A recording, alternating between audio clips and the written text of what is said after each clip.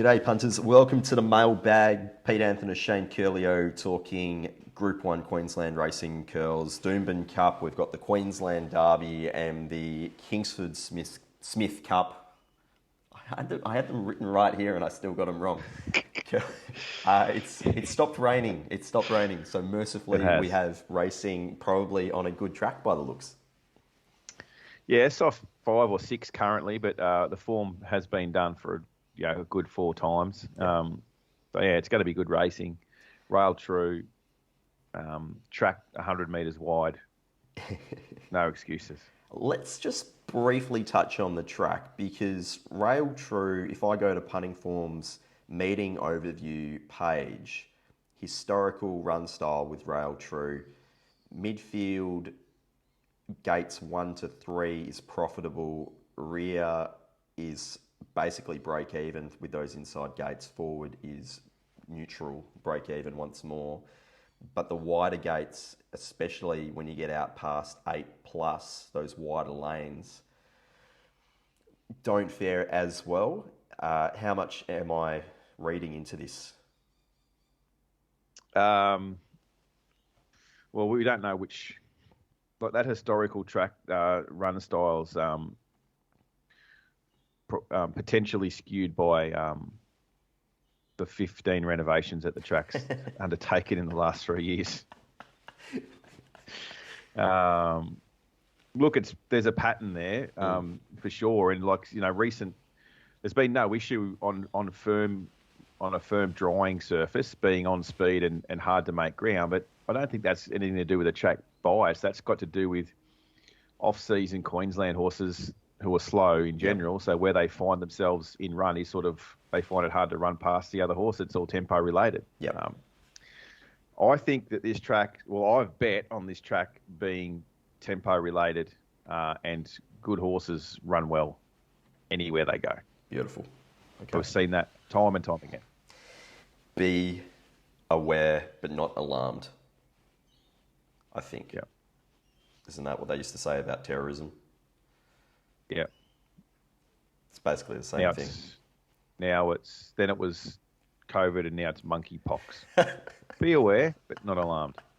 We're just going to plaster it on the front of every Murdoch newspaper to make sure that everyone continues to live in fear.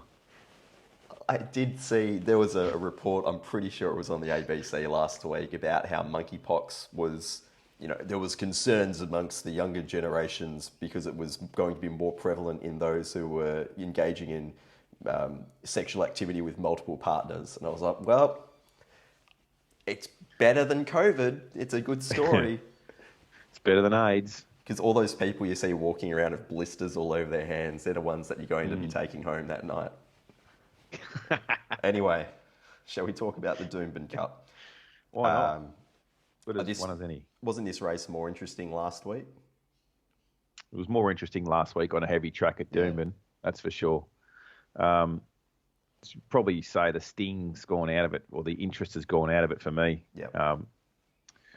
It's more, Zaki leads and probably wins. Yep. It's the only interest I had in the race was something in the minors that may be now laying Polly Gray a place and looking for horses like Maximal to improve with the blinkers on top of the grounds. Here tall.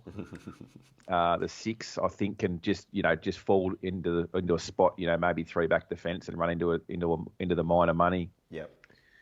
So I thought, I'll probably lay Polly Gray and thinking that Maximal, Hurtor and Yonkers, Coventina Bay, Kukaracha for first fours and just try and get something out of Polly Gray, missing everything. It wasn't fascinating just looking at some of the flux on dynamic odds of Polly Gray early yesterday morning, 8.50, next flux 14, then 15 at the tab and a few of the other joints as well, all double figures back into around that $9 mark now. But that's fascinating fluctuations there early morning. I wonder what happened there. I couldn't find anything on Betfair or something, anything, that to work out the drift. I don't whatever. Well done to those on at $15. You're going to beat SP. You won't be collected. Yeah. What price does Zaki have to get to for any sort of interest? What do you consider value? $1.80. Yeah. Yeah, it's about that, isn't it?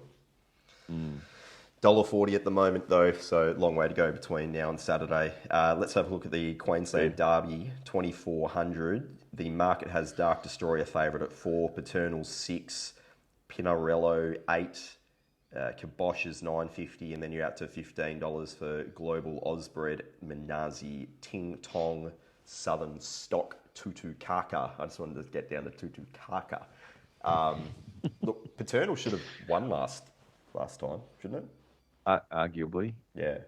And it goes and then, like on the Bowman. the flip side is Dark Destroyer was like back and took off at the 1,500 to make its run. Yeah. And held the second horse on the line. The winner doesn't come from their pistol. That was a dog shit race. This is also a dog shit race. This is a terrible race. The Queensland Derby is historically littered with horses that run in this race and then get sold to Hong Kong. Yep. Anywhere from 1.8 to 800. Like, I would be imploring anybody that gets any interest from Hong Kong to sell. This is a bad race. My favourite horse here is number 16 because it's named after the way most racing people pronounce anything. Its name's Anything Goes. That's disgraceful. You only have to watch Sky Thoroughbred Central, and you'll hear anything most of the time. Anyone tries to pronounce anything, pistol. That's like a horse in WA called Gonna Go. If you're an Omen punter, if I was an Omen punter, Greys on Saturdays, anything with a K is another one that I'd add to that list of good Omen bets. Yep. But we'll just to take a serious approach for a moment. This is this is a race a lot on quality. So I've looked wide here to find something that brings a different form, a different prep. I sort of just don't want to be on those horses that raced here last week. Yep. Dark Destroyer's map, I anticipate they'll want to be more forward, but it could easily be full back the fence. And for a horse that last start won where it took off early and had full momentum, you would think you'd want to be ridden the same. I don't think it's going to get such luxury from the low draw. Paternal, like you said, arguably could have won. But it just doesn't have any form. Look at SP $26 and arguably should have won. Yeah, that's the bit where I'm looking at it just going, if you ignore the SP, you just think, well, Hugh Bowman going on gate 3 puts it in the perfect spot, keeps it out of trouble based on what it did last start, although it was on a heavy track. Doesn't it just go past a lot of these? But then you have a look at the SP and go, hang on, well, why was it that price to begin with? I didn't do form on the race, so I don't know. But and then I'm looking at horses that are going to be like on speed that are no hope. Like if you imagine like a horse like Kipling's Journey gets a run, which I'm not sure that it will, it'd be like a classic case of like Queensland horse flukes are running the Derby. Let's go forward and lead so we can get a photo of it at the 1200 leading the Derby field. And there's a number of those horses that can't win that'll be going forward because of that reason. Yeah. So I think that's traffic. So I've looked for a couple of horses here that are going to be running line, clear air, and can stay a bit. First one I sort of found was Sea Treasures. Sea Treasures last start got beat by the Queensland Derby, Queensland Oaks winner, which is on next week, Peter. Yep. A horse by the name of Aravine. He's going to come and win the Queensland Oaks. Now, this horse made a bit of a searching run, and admittedly it got beat 3.5. To me, it was like, what's the setup here? Like early autumn, like say back in the start of April, 10 lengths to Hitotsu. Yep. Still beat 13 others home, right? He ran 5th. Look, it wasn't terrible. If you offered me $3 Hitotsu to win this by 10, even with the I'm injury. asking what's the max. Asking what the with the 3 good tendons. I'm asking what the limit is. I'll just bet to the limit, please. So So had that run behind a Totsu. Yep. Bear with me here. Sound like a conspiracy theorist, right? And then, like, this is like a cunning Bjorn Borg setup here. Back to 1600 a month later in a race that was not winning. Stepped up to Rose Hill and had a searching effort. Yep. And was like, I'm fit now because I'm going to the Queensland Derby off the back of that Totsu Derby run. That's my theory. I think it's a big price. Sea Treasures. I've got Sea Treasures and Villaden marked at $12 each. Surprisingly enough, Peter, Villaden was the other runner that I've had something on. There you go. Now, imagine the narrative when Villaden wins and Waller's, a grand final training genius again. Yeah. This has been on dry tracks in Melbourne, laying in the whole way around, looking for its Queensland leg, gets the Queensland way of going onto a dry track, against horses that have been, ploughing through wet and potentially can't be at their best because of. And here's Brenton, the gun, Avdallah, with a low draw and a nice map and an economical run. And it splits at Caulfield in leader-dominated race last time. At Flemington was leader-dominated. Caulfield was, so both good splits anyway. Like to me, it's just like we're just poking this along because we're going to Brisbane, and it gets here on a 7-day backup, which I froth on. Yeah, it's perfect, isn't it? The rest are no good. The only other horse I could entertain is Ting Tong, who has that Aravine form, Sea Treasure form, but it gets Melian from gate 18, so I expect it to be 47 lengths last and then balancing up and easing off heels at the 300 and then getting home nicely, beaten 12. Getting home nicely. The rest are no good, Pistol. Yeah. The rest are no good. Pinarello's missed a run last time. Gate 20 off a little setback and missing a run. Can't have it at 2,400 then. Easy to pen. The rest are legless. I've underbet these. I should have had more on the more I'm talking about it, but that's the two I've had something on. Never too late. Got minimum bet laws up there in Queensland. It's fine. Yeah, and there's 57 online bookmakers to bet to the minimum. So I don't want to hear any more narrative that I can't get on. You need weapons grade, betting equipment. You need some sort of computer setup designed by, the kid from, what was that movie? I don't know. That was a shit analogy. I apologise to everyone concerned. This is a bad race anyway. So, there's no possible way I'm coming into the favourite, and I look forward to the YouTube comments when it wins by 3. Anyway, I'm not sure. Sorry, I've done all the talking here. Did you want to add anything? Or what have I missed? Nah. Can you see anything here that's any good at all? If we're talking about horses that might get sold to Hong Kong, I wouldn't know who to start with. Yeah. There's no standout, that's for sure. Like if Pinarello had a run last week off what it's done in New Zealand, I would have expected it to run really well last week and then really be a really, really strong contender here. But you just can't be backing these horses, 5 to 6 weeks between runs to 2,400. No, that's fair enough. Yeah. All right. Well, that takes us to race 9, which is the Kingsford-Smith Cup, Group 1 over 1,300 metres, with the basically joint favourites of Palele and Ontrivia. And then, look, they're both at around that 460, 480 mark. Then it's Ellsberg, Apache Chase, Isotope, $11.11, $13. September run, away game, Rothire, Brooklyn Hustle, all these familiar faces that seem to not be capable of winning. Is it really just as simple as if the track plays even and Ontrivia gets any luck in running, it should completely obliterate them on what it did last start? Yeah, I think it's the likely winner. I'm adamant that it wins last start if it wasn't behind that absolute imposter, Kementari, who was going nowhere. On Trevier, I thought in run, because I had something on it. Yeah. So it's complete pocket talk. I thought in run, how good's this? Kementari's taken me into the race, and then I'm giving it complete and utter windburn and winning from here. And he could not get a card into the race. Completely different setup here. I don't give a... Doesn't worry me one bit, the gate. It goes back. It can latch onto the back of something that can take it into the race here.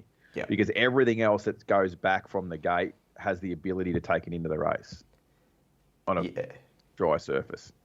It's just fascinating, isn't it? Because I suspect there's going to be a few horses that will give up the chase in the straight, and then it's just going to be about keeping momentum, I would say, more than anything. Rothfire's been pretty ordinary so far this prep. Yeah, he's gone. So he's a sad case. Yeah. And then you're just looking at all these other horses drawn on the inside. I'm not sure how far, like Almeida is going to be taking them into the race. Apache Chase actually looks really well mapped. And there's probably a little bit there. 1 second up last prep. So I think that's probably a horse that you could include in some form of staking plan. But, I mean, we haven't even mentioned Palele, who's technically equal favourite. I'm happy to mention Palele. Cannot win. I'm laying it. I'm that confident it can't win, Peter. This is how confident I am Palele won't be winning.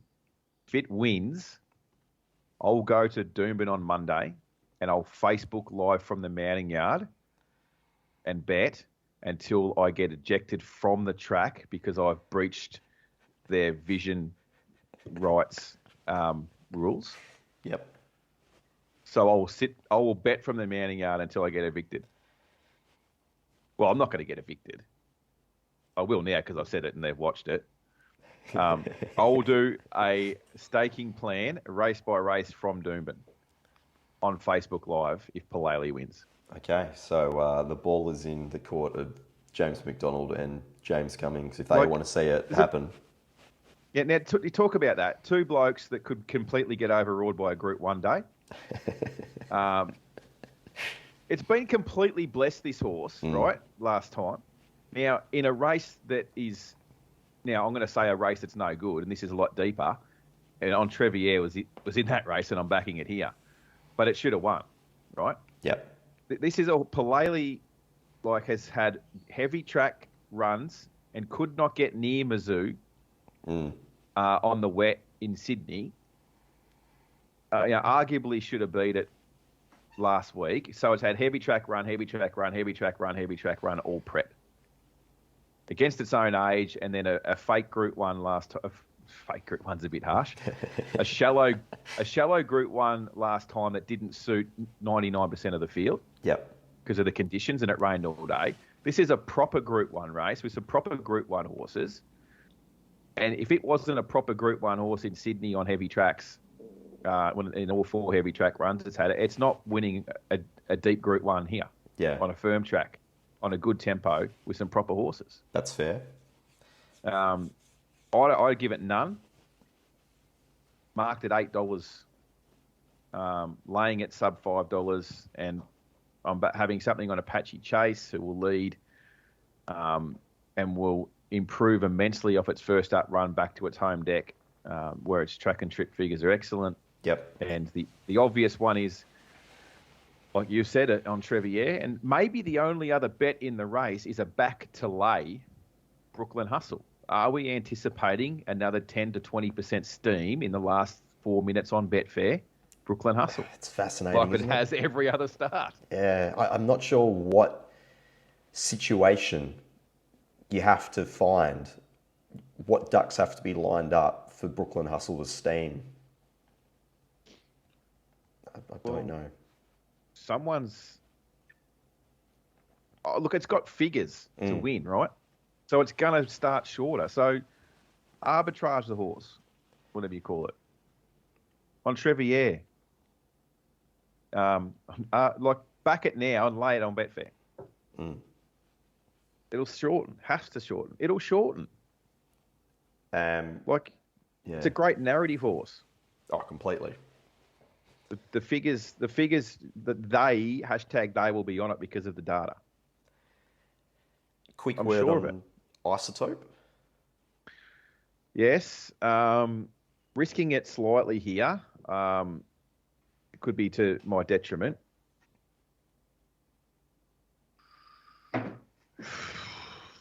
It's just like they aborted mission in the autumn in Sydney. Yep.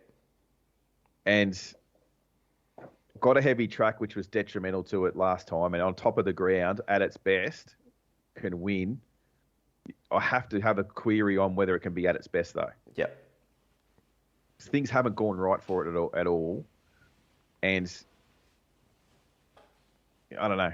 You're not going to abort mission when you've got $1 million Group 1 in your backyard, are you? So they're going to push on regardless. It just doesn't... Comes out and wins, you're not shocked. You're saying to yourself, I probably should have had something on it because it's a class horse. Like, it's a class... it's a horse that's got the class to win this, is what I'm trying to say. Yeah.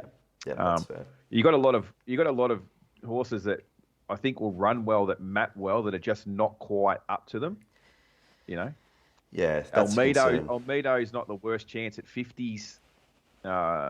It's got a good map. It's going to be in the right spot. You wouldn't be shocked if it ran top 3. You could say the same for 11-11, Almedo, Sydney or Fox, September run, Isotope, Brooklyn Hustle. Can all, get the right runs and run top 3 or 4. Yep. I'll be on the horse out in front, making his own luck, and the other one will be Ciurleo, I think, is the best closer. That's how I sort of wrapped up the race, and they're the 2 positions that I'll have taken thus far. And obviously, Palele is another position I've just taken. That's going to be fascinating. Can't wait to see what happens in the Kingsford-Smith and then the aftermath, the blow up from yourself if Palele somehow wins. I won't be happy because that'll mean me having to drive to the races on Monday. I don't care. I won't be driving anyway. It can't win, so it doesn't matter. Supercarded racing, Peter. I've outlaid for the subscribers the most units I've outlaid early on a Saturday Metropolitan card ever. Well, look, you've been talking about how good the Eagle Farm track's been for a while, and you get drying conditions. Track should be A1, big fields, tantalising prospects from a betting point of view. Why not? Well, I'm not going to win if I don't bet. And winning has been a problem lately because all I seem to do is have like minor placings and one win off. I might have 3 bets and have a winner in 2 seconds. Yeah. And win or lose a unit, half a unit, and I've done that for about 6 weeks in a row. I think it coincides with me not drinking too, which is starting to piss me off. Ooh. So if I lose today, Saturday, I'm on the drink as of the following Saturday. If you win this Saturday? If I don't win this Saturday, I'm going to have to get back on the drink. I think in March, I was March, I was like borderline alcoholic because I was just winning with every bet I had every day I won for about 28 days straight and celebrated accordingly. You say that like it's a bad thing. And then I better dry out. Went to the doctor, told me to slow down, change my lifestyle, which was a concern because I enjoyed my lifestyle.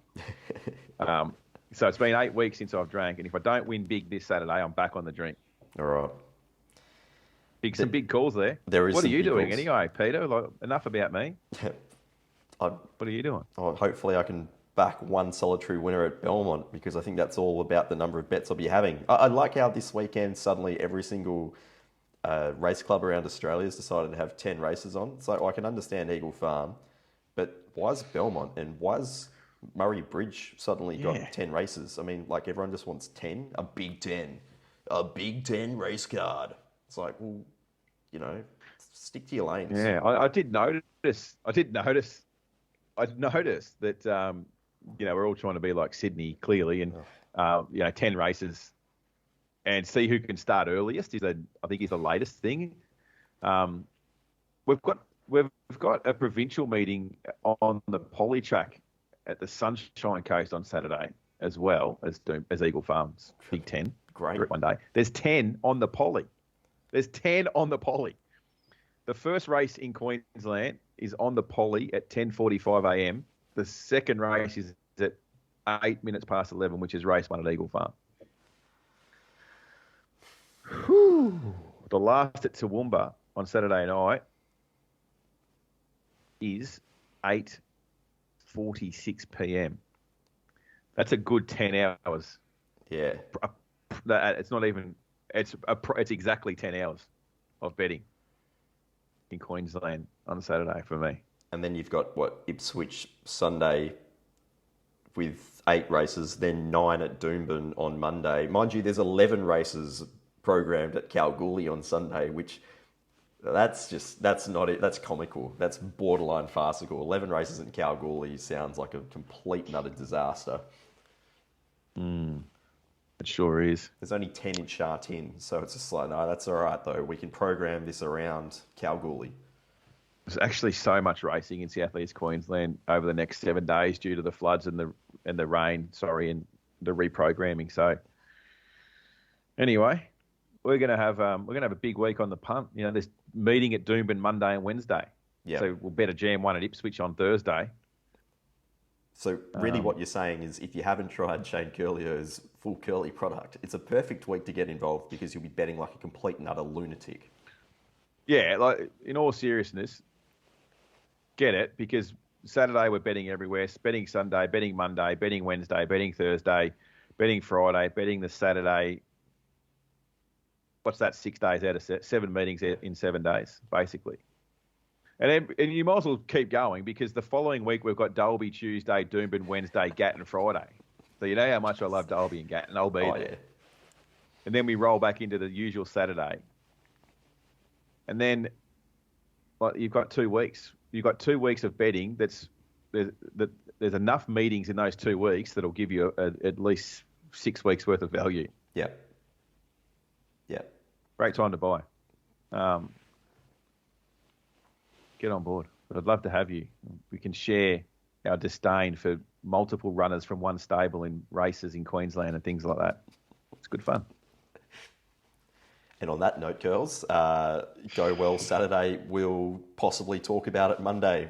I'm not promising anything because we haven't done it the last few weeks, even though I keep saying we'll catch up on Monday. So we probably won't catch up on Monday this week. If you head to Doomben. Or you'll catch up. You'll see me live on Facebook.